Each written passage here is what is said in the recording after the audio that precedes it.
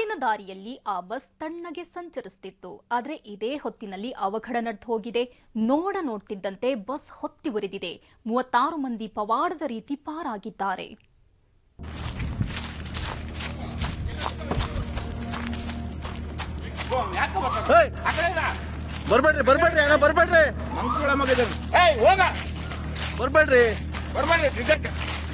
ಬೆಂಕಿ ಧಗಿಸ್ತಾ ಇದೆ. ಇಡೀ ಬಸ್ ಹೊತ್ತಿ ಉರಿತಾ ಇದೆ. ಪ್ರಯಾಣಿಕರು ನಿಟ್ಟುಸಿರು ಬಿಟ್ಟಿದ್ದಾರೆ. ಒಂದೇ ಒಂದು ನಿಮಿಷ ಯಾಮಾರಿದ್ರು ಇಲ್ಲಿ ಘನ ಘೋರವೇ ನಡೆದು ಹೋಗ್ತಾ ಇತ್ತು.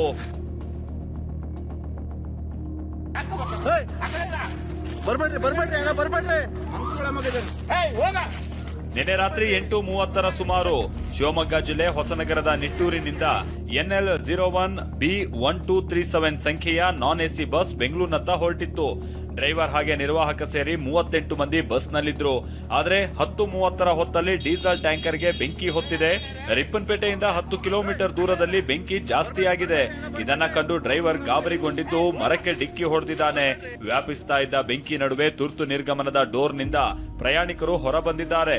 14 ಮಂದಿಗೆ ಸುಟ್ಟ ಗಾಯ ಆಗಿದೆ. ನಿಟ್ಟೂರಿಂದ ಬ್ಯಾಂಗ್ಳೂರ್ಗೆ ಹೋಗ್ತಾ ಇದ್ವಿ. ಒಂದಿವೆ ಸೂಡೂರ್ ಹತ್ರ ಬಸ್ಸೇ ಬೆಂಕಿ ಹತ್ಕೊಂಡ್ಬಿಟ್ಟಿದೆ ಜೋರಾಗಿ. ಫುಲ್ ಡಾಕ್ಯುಮೆಂಟ್ಸ್, ಮೊಬೈಲ್, ಲ್ಯಾಪ್ಟಾಪ್ ಎಲ್ಲ ಹೊರಟೋಯ್ತು. ತುಂಬ ಜನ ಉಳಿದಿದ್ದೇ ಹೆಚ್ಚು. ಇದನ್ನೆಲ್ಲ ಚೆಕ್ ಮಾಡಿ ಇದು ಮಾಡಬೇಕು ಸರ್. ತುಂಬ ಜನದ ಲೈಫ್ ಎಷ್ಟು ಹಾಳಾಗ್ಬಿಟ್ಟಿದೆ.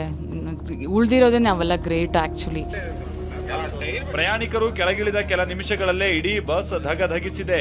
ಎಲ್ಲರ ಕಣ್ಣೆದುರೇ ಬಸ್ ಸುಟ್ಟು ಭಸ್ಮ ಆಗಿದೆ. ನಿಟ್ಟೂರಿನಿಂದ ಬೆಂಗಳೂರಿಗೆ ಹೊರಟ ಸ್ಲೀಪರ್ ಬಸ್ ಇದೆ, ನಾನ್ ಎಸಿ ಸ್ಲೀಪರ್ ಬಸ್ಸು.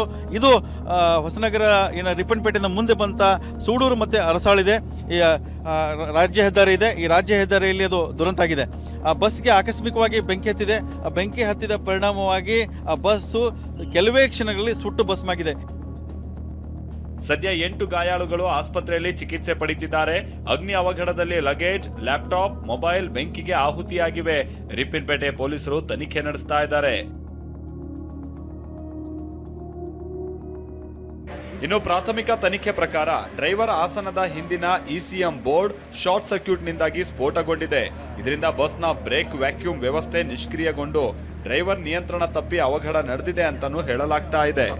ನಾವು ಆಲ್ರೆಡಿ ಒಂದು FIR ದಾಖಲು ಮಾಡ್ಕೊಂಡಿದ್ದೀವಿ. ಯಾಕಂದರೆ ಅಲ್ಲಿ ಆಕ್ಸಿಡೆಂಟ್ ಕೂಡ ಆಗಿದೆ. ಆಮೇಲೆ ಫೈರು ಬಂದಿರೋದ್ರಿಂದ ಒಂದು ನಮ್ಮ ರ್ಯಾಶ್ ಅಂಡ್ ನೆಗ್ಲಿಜೆಂಟ್ ಡ್ರೈವಿಂಗು ಮತ್ತು ಮೇಜರ್ ಆ್ಯಂಡ್ ಮೈನರ್ ಇಂಜುರೀಸ್ದು ಒಂದು FIR ದಾಖಲು ಮಾಡಿಕೊಂಡು ನಮ್ಮ ರಿಪ್ಪನ್ಪೇಟೆ ಪೊಲೀಸ್ ಠಾಣೆಯಲ್ಲಿ ಆ ತನಿಖೆಯನ್ನು ನಾವು ತಗೊಂಡಿದ್ದೀವಿ. ಖಾಸಗಿ ಬಸ್ಗಳ ಸರಣಿ ಅವಘಡಗಳು ಸುರಕ್ಷತೆ ಬಗ್ಗೆ ಪ್ರಶ್ನೆ ಹುಟ್ಟಿಸಿದೆ. ಈ ಕುರಿತು ಅಧಿಕಾರಿಗಳು ಸೂಕ್ತ ಕ್ರಮ ತೆಗೆದುಕೊಳ್ಳಬೇಕಿದೆ. ಬಸವರಾಜ್ ಯರಗಣವಿ, TV9 ಶಿವಮೊಗ್ಗ. ಶಿವಮೊಗ್ಗ ಜಿಲ್ಲೆಯ ತೀರ್ಥಹಳ್ಳಿಯಲ್ಲಿ ಈ ವರ್ಷ ಮಂಗನ ಕಾಯಿಲೆಗೆ ಮೊದಲ ಬಲಿ ಬಿದ್ದಿದೆ. ಮಂಗನ ಕಾಯಿಲೆಗೆ ಕಟ್ಟೆಹಕ್ಕಲು ಗ್ರಾಮದ 32 ವರ್ಷದ ಕಿಶೋರ್ ಮೃತಪಟ್ಟಿದ್ದಾರೆ.